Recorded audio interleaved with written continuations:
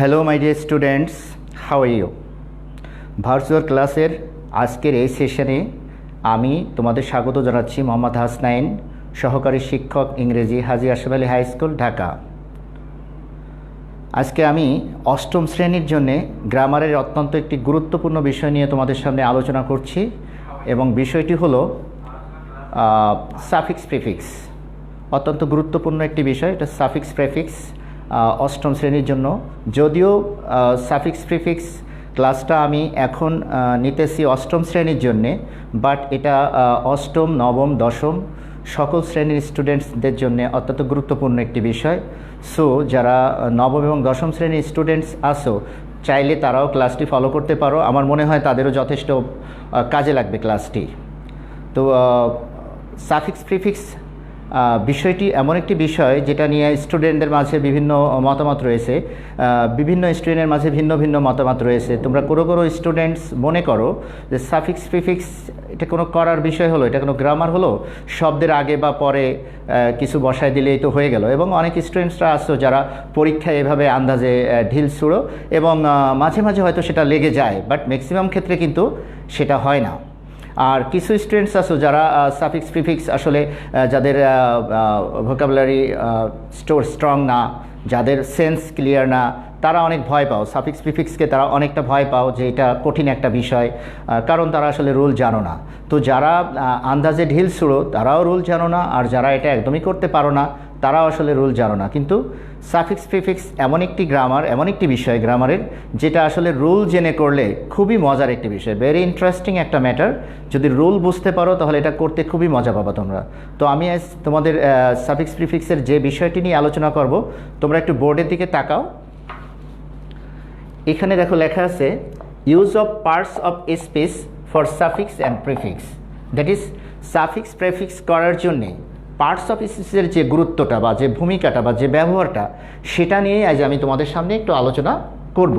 যেটা তোমার parts of suffix prefix করার ক্ষেত্রে পার্টস অফ স্পিচের ভূমিকাটা কী, আসলে পার্টস অফ স্পিচের ব্যবহারটা কী, সেটা আমরা জানবো। এবং এটা জানতে পারলে সাফিক্স প্রিফিক্স মোটামুটি 90% তোমাদের ক্লিয়ার হয়ে যাবে। তো পার্টস অফ স্পিচের প্রথম বিষয়টা হলো নাউন। আমরা আগে নাউন নিয়ে আলোচনা করব। আমরা দেখব যে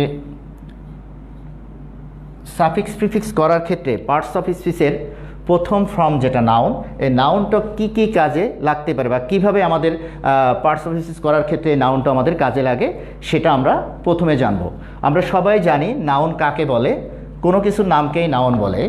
ইংলিশে যেটাকে বলে the name of anything is called noun. That is যে কোনো কিছুর নামকে আমরা নাউন বলি। এবং এই নাউনটা, পার্টস অফ স্পিচ এর এই নাউন ফর্মটা কীভাবে সাফিক্স প্রিফিক্সের ক্ষেত্রে কাজে লাগে, আমরা আজ সেটা নিয়ে একটু আলোচনা করব। তো প্রথমেই আমরা জানব একটা সেন্টেন্সের মধ্যে নাউন নর্মালি কয়ভাবে বসতে পারে। আমরা দেখি সাধারণত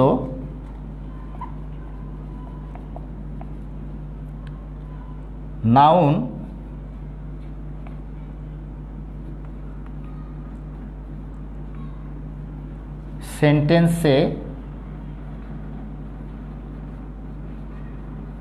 সেন্টেন্সের মধ্যে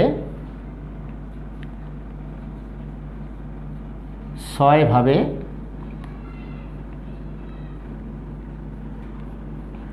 বসতে পারে। আমি লিখেছি সাধারণত নাউন সেন্টেন্সের মধ্যে 6 ভাবে বসতে পারে, এবং এটা জানা আমাদের অত্যন্ত গুরুত্বপূর্ণ, কারণ এটা জানলে আমরা সাফিক্স প্রিফিক্স করতে পারবো। তো আমরা দেখি এখন এই 6 ভাবে কীভাবে বসে। নাম্বার 1,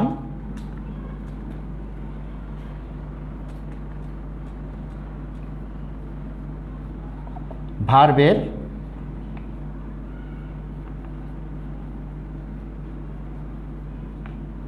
সাবজেক্ট হিসেবে। আমরা 1 নামে লিখলাম নাউন বাক্যের মধ্যে ভার্বের সাবজেক্ট হিসেবে বসতে পারে। একটা সেন্টেন্সের মধ্যে যে 6 ভাবে নাউন বসতে পারে, তার প্রথমটা হলো ভার্বের সাবজেক্ট হিসেবে। কিভাবে বসে আমরা একটা এক্সাম্পল দিই।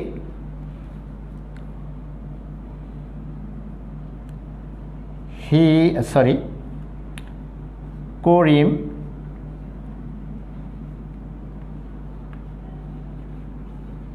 প্লেস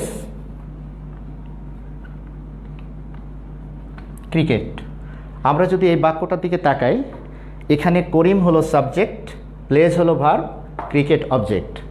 তাহলে এই প্লেস ভার্বের সাবজেক্ট হিসেবে এখানে কি বসলো? করিম। করিম কি? নাউন। তাহলে আমরা শিখলাম যে নাউন বাক্যের মধ্যে বা সেন্টেন্সের মধ্যে ভার্বের পূর্বে ভার্বের সাবজেক্ট হিসেবে বসতে পারে। নাম্বার 1 গেল। নাম্বার 2,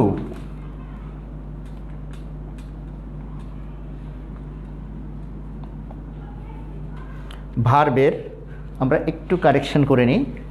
আমরা ভার্বের না লিখি ট্রানজিটিভ। ট্রান্সিটিভ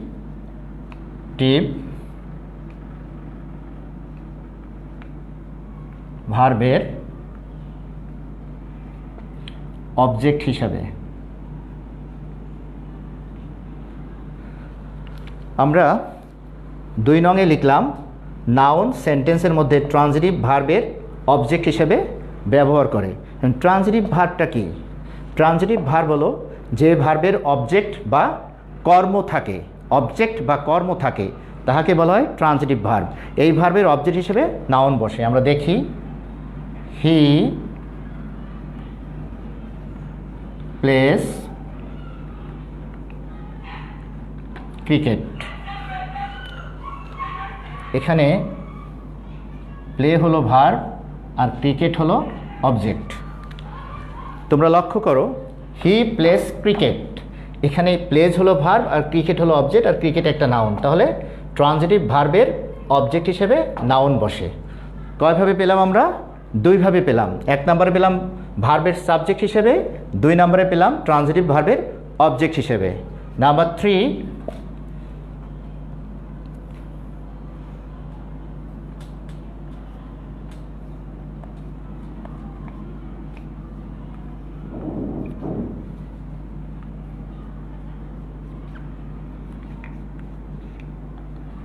অ্যাডজেক্টিভ এর পরে বসে, অ্যাডজেক্টিভের পরে বসে।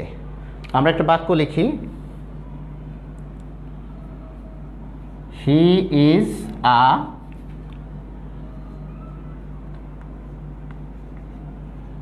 Wise man.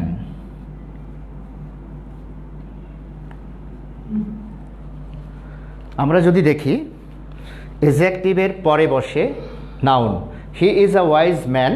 এই বাক্যের মধ্যে ওয়াইজ হলো অ্যাডজেক্টিভ আর ম্যান হলো নাউন। এবং তোমরা দেখো অ্যাডজেক্টিভের পরে নাউন বসেছে। কয়ভাবে জানলাম আমরা? 3 ভাবে। নাম্বার 4,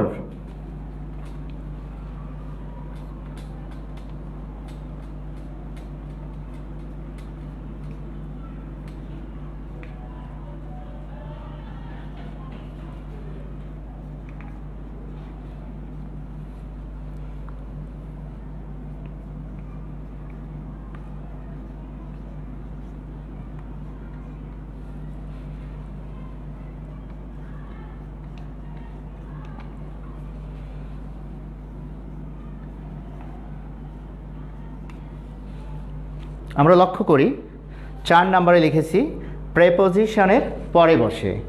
নাউন সেন্টেন্সের মধ্যে প্রেপোজিশনের পরে বসে। He is fund of cricket, এই বাক্যের মধ্যে অফ হলো প্রেপোজিশন আর ক্রিকেট হলো নাউন। এই প্রেপোজিশনের পরে প্রেপোজিশনের অবজেক্ট হিসেবে আমরা নাউন বসাই। এবং আমরা যদি প্রেপোজিশনের সংজ্ঞায় যাই, ডেফিনেশনে যাই, তাহলে আমরা জানি যে প্রেপোজিশন কাকে বলে? যে সকল ওয়ার্ড সেন্টেন্সের মধ্যে নাউনের পূর্বে বসে ওই সেন্টেন্সে নাউনের সঙ্গে অন্য অন্য ওয়ার্ডের সম্পর্ক স্থাপন করে, তাহাকে প্রিপোজিশন বলে। তাহলে এখানে এই অফ প্রিপোজিশনটা ক্রিকেট নাউনের পূর্বে বসে ফন্ড ভার্বের সঙ্গে, ফন্ডের সঙ্গে এই ক্রিকেট নাউনের একটি সম্পর্ক স্থাপন করেছে। তাহলে প্রিপোজিশন কোথায় বসে? নাউনের পূর্বে, অর্থাৎ প্রিপোজিশনের পরে নাউন বসে। কয়ভাবে পেলাম আমরা? 4 ভাবে। নাম্বার 5,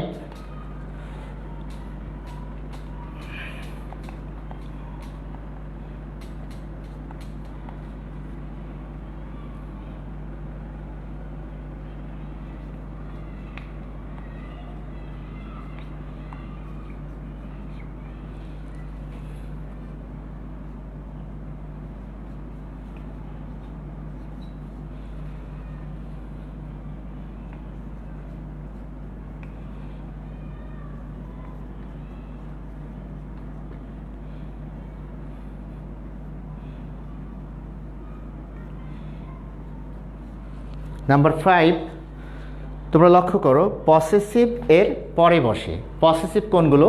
যেমন my, your, their, our, his, her, এটা হলো পসেসিভ ফর্ম, সাবজেক্টের পসেসিভ ফর্ম। আইর পসেসিভ মাই, হির পসেসিভ হিজ, দের পসেসিভ দেয়ার, ইউর পসেসিভ ইয়োর, উইর পসেসিভ আওয়ার, এই সকল পসেসিভের পরে সব সময় নাউন বসে। আমরা সেন্টেন্সটার দিকে লক্ষ্য করি। আই নো ইউর ফাদার, এই বাক্যের মধ্যে একটাই নাউন আছে ফাদার। ফাদার কার পরে বসেছে? ইউ এর পরে, ইয়োরের পরে। ইয়োর কি? ইয়োর হলো পসেসিভ। তাহলে পসেসিভের পরে কে বসে? নাউন বসে। এটা আমরা মনে রাখবো যে পসেসিভের পরে সবসময় নাউন বসে। তাহলে কয়ভাবে পেলাম? 5 ভাবে পেলাম। আর আছে একটা, নাম্বার 6।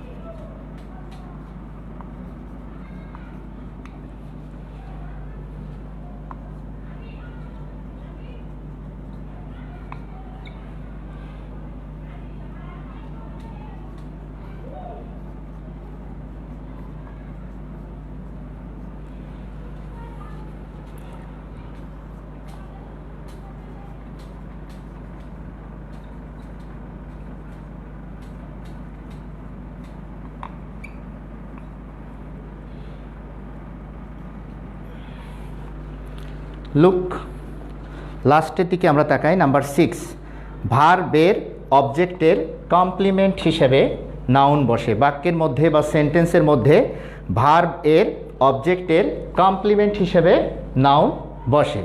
ভার্বের অবজেক্টের কমপ্লিমেন্ট, একটা বাক্য আমি লিখেছি, তোমরা দেখো।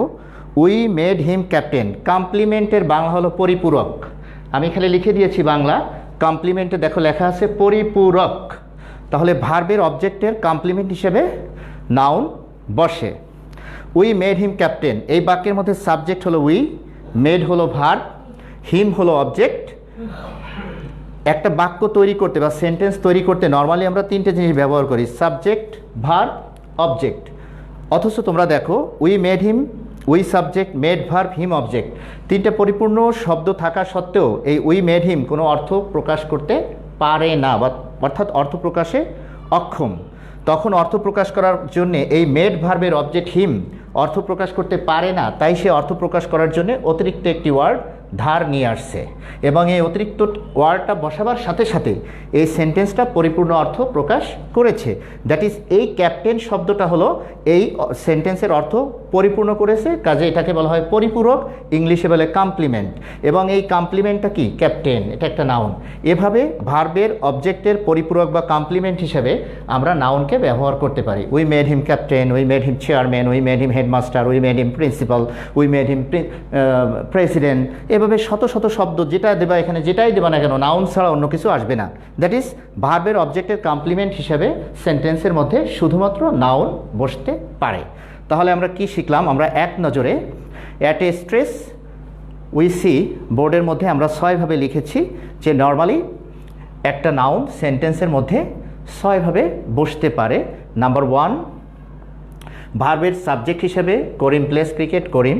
নাম্বার 2, ট্রানজিটিভ ভার্বের অবজেক্ট হিসেবে হি প্লেস ক্রিকেট, এখানে place verb, cricket object, noun. Number 3, এজেক্টিভের পরে বসে he is a wise man, এখানে ওয়াইজ হলো এজেক্টিভ আর ম্যান হলো নাউন। নাম্বার 4 বলেছিলাম প্রিপোজিশনের পরে বসে he is fond of cricket, এখানে প্রিপোজিশন হচ্ছে অফ আর ক্রিকেট হলো নাউন। অ্যান্ড নাম্বার 5, পজিটিভের পরে বসে আই নো ইউর ফাদার, এখানে ইউর হলো পজিটিভ এবং এরপরে নাউন বসেছে father. Number 6 and the last, ভার্বের অবজেক্টের কমপ্লিমেন্ট বা পরিপূরক হিসেবে নাউন বসে, যেমন উই মেড হিম ক্যাপ্টেন, এখানে ক্যাপ্টেন হলো কমপ্লিমেন্ট বা পরিপূরক। এভাবে আমরা একটা সেন্টেন্সের মধ্যে নাউনকে 6 ভাবে বসাইতে পারি বা 6 ভাবে পাই। এই 6টা স্থানের কোনো জায়গায় যদি তুমি কোনো শব্দ পাও তাহলে তুমি বুঝে নেবা এটা হলো নাউন। তুমি বুঝলেও এটা নাউন, না বুঝলেও এটা নাউন। কেননা আমরা জানি স্ট্রাকচারালি একটা সেন্টেন্সের মধ্যে নাউনকে আমরা এইভাবে 6 ভাবে পেতে পারি। এছাড়াও আমাকে একটু মুছতে হবে, কারণ আমার আরও লিখতে হবে। তোমরা একটু দেখে নাও, একটু ভালো করে দেখে নাও। আমি তোমাদের 30 সেকেন্ড সময় দিচ্ছি। তোমরা যারা অনলাইনে আসো আমার সাথে, তারা একটু দেখে নাও ভালো করে।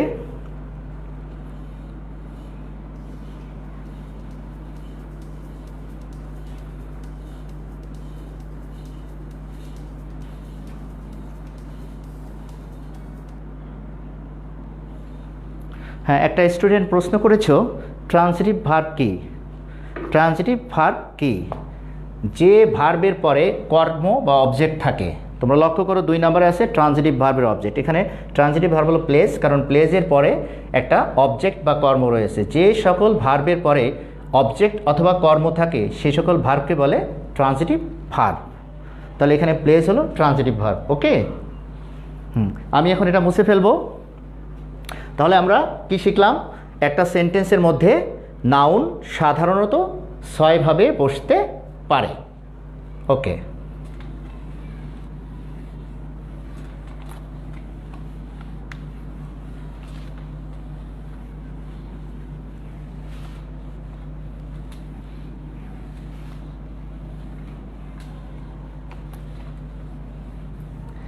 এছাড়াও আমরা আর একটা জিনিস দেখব। আমরা একটা স্ট্রাকচার আছে, আমরা একটু জেনে নিই। দেখো, নোট দিয়া আমরা জেনে নিই। A N D plus noun plus preposition, আর একটা হলো A N D plus adjective plus noun. এভাবে আমরা স্ট্রাকচারালি দেখতে পারি। আর্টিকেল এ এন ডির পরে এখানকার যে ওয়ার্ডটা থাকবে সেটা নাউন হবে নাকি এডজেক্টিভ হবে, আমরা স্ট্রাকচার দুটো দেখলে বুঝবো। এ এন ডির পরে এটা নাউন হবে যদি পরে একটা প্রিপোজিশন থাকে। যদি এই ওয়ার্ডটার পরে একটা প্রিপোজিশন থাকে তাহলে এ এন ডি আর্টিকেলের পরে এটা নাউন হবে। আর এ এন ডির পরে এই যে আছে দেখো, এখানে নাউন হবে এটা যদি এখানে একটা এডজেক্টিভ থাকে। আর যদি এ এন ডির পরে এটা এডজেক্টিভ হয় তাহলে এটা নাউন হবে, আর এটা নাউন হবে এটা যদি এডজেক্টিভ হয়। তাহলে এই 2 স্ট্রাকচার আমরা পাবো। আমরা যখন এ এন ডির পরে, অনেকের মনে প্রশ্ন থাকতে পারে স্যার আর্টিকেলের পরে কি নাউন বসে না কি বসে, তাহলে আমরা এই স্ট্রাকচার দুটো মনে রাখবো। যে আমি দেখব এ এন ডি আর্টিকেলের পরে এটা নাউন হবে যদি এখানে আমি দেখব এখানে থার্ড ওয়ার্ডটা প্রেপোজিশন আছে কিনা। যদি থার্ড ওয়ার্ডটা প্রেপোজিশন থাকে তাহলে এটা নাউন হবে। আর যদি এ এন ডির পরে এটা অ্যাডজেক্টিভ থাকে তাহলে এটা নাউন হবে। ওকে, তাহলে এভাবে আমরা জানবো, এভাবে বাক্যের মধ্যে নাউন বসতে পারে। এটা আমরা খেয়াল রাখবো। মুছে ফেলছি। এখন আমরা শিখব একটা ওয়ার্ডের শেষে কি কি যোগ করলে আমরা সেই ওয়ার্ডটাকে নাউন করতে পারি, অথবা একটা ওয়ার্ডের শেষে কি থাকলে আমরা বুঝে নেব সেই ওয়ার্ডটা নাউন। এটা আমরা এখন শিখব। সাধারণত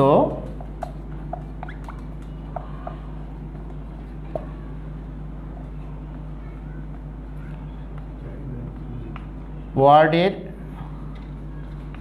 শেষে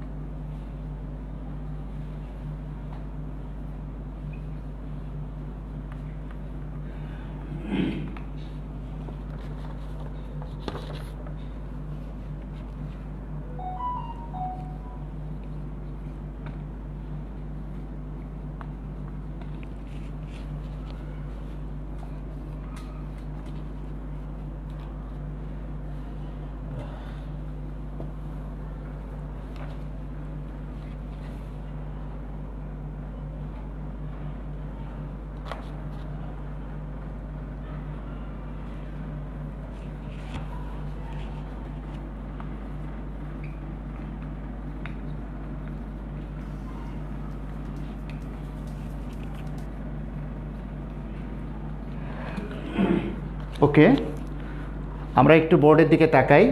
সাধারণত ওয়ার্ডের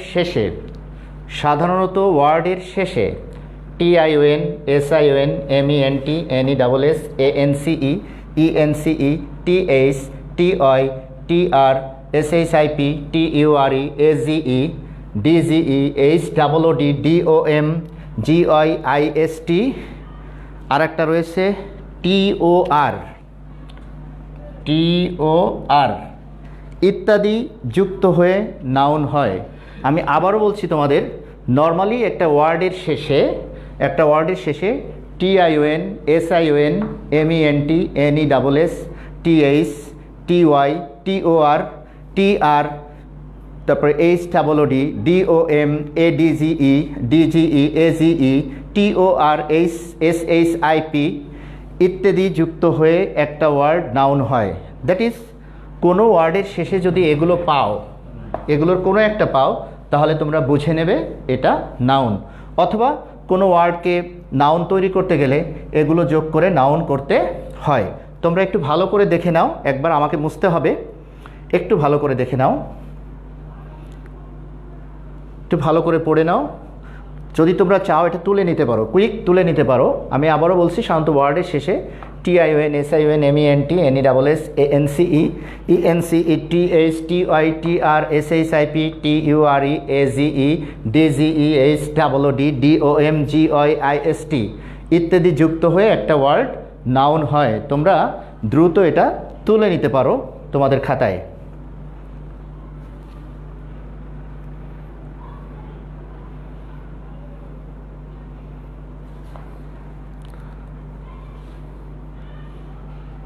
আমি মুছে ফেলছি।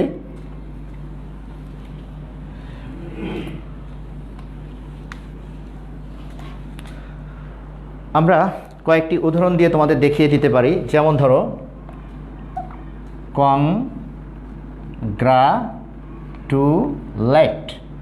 কংগ্রাচুলেট, এই ওয়ার্ডটা একটা ভার্ব। এটাকে আমরা নাউন করতে গেলে এর শেষে TION যুক্ত করতে হয়। যেমন ধরো,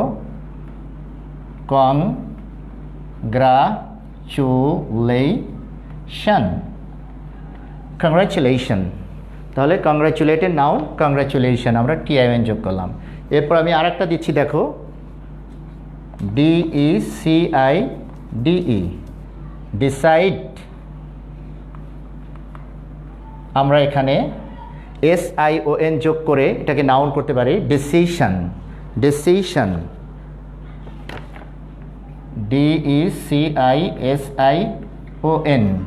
ডিসিশন।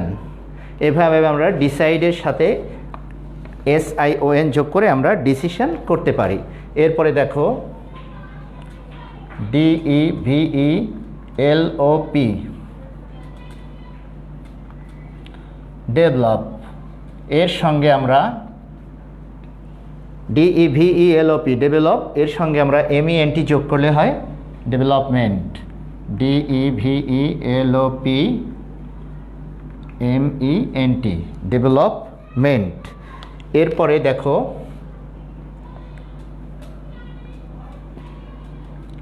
ইম্পর্টেন্ট, এটার সাথে আমরা ANCE যোগ করলে হয়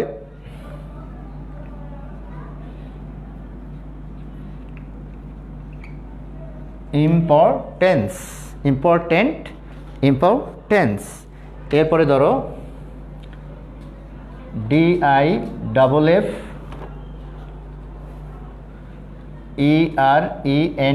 DIFFERENT, ডিফারেন্ট, এটা হলো ENCE, ডিফারেন্ট, ডিফারেন্স, DIFFERENCE,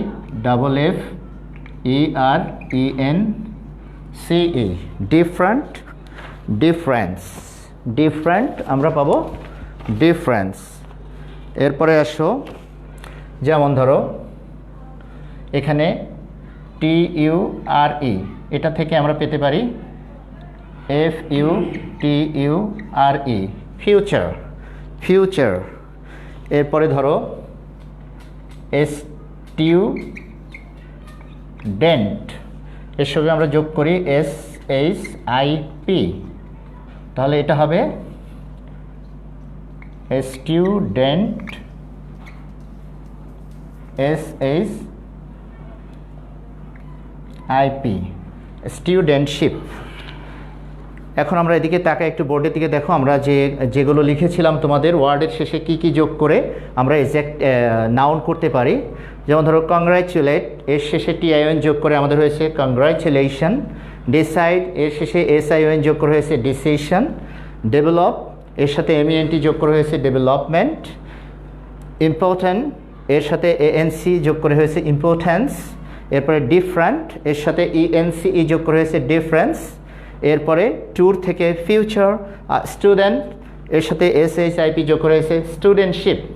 এভাবে আমরা প্রত্যেকটি যতগুলো আমি লিখেছি তোমাদের একটু আগে, TION, SION, MENT, NESS, NCE, ANC, ENCE, TH, TOI, ER, TURE, TOR, SHIP, HOOD, DOM, যতগুলো তোমাদেরকে লিখেছিলাম প্রত্যেকটা ওয়ার্ডের শেষে এভাবে আমরা যোগ করে করে একটা ওয়ার্ডকে নাউন করতে পারি, যেটা তোমার সাফিক্স প্রিফিক্স করার জন্য অত্যন্ত বেশি প্রয়োজন।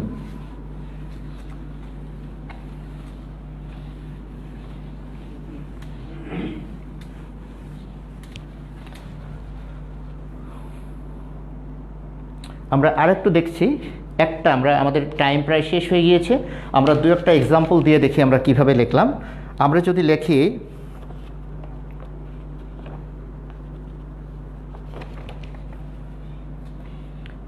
he started his